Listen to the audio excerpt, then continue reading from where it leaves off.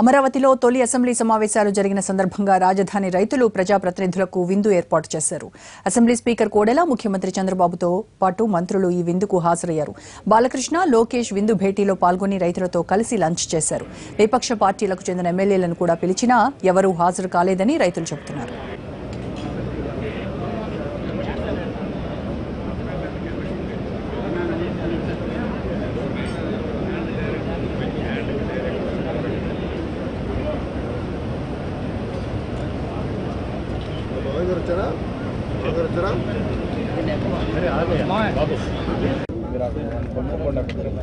Phone చేస్తాను, వాళ్ళే చెప్తాను, వాళ్ళే కూర్చోబెట్టి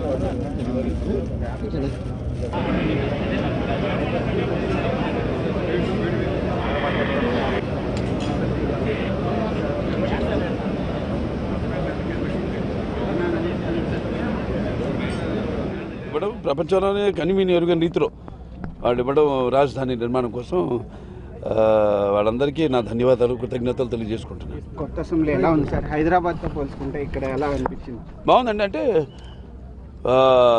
ఏం తక్కువ కాదు, చాలా బాగుంది. ఎందుకంటే ఎంత తక్కువ సమయంలో ఇక్కడ మరి ఈరోజు ఇక్కడ జరుపుకోవడం చాలా సంతోషంగా ఉంది. అలాగే అన్ని వస్తువులు కానీ అన్నీ చాలా బాగున్నాయి, చాలా బాగా జరిగింది.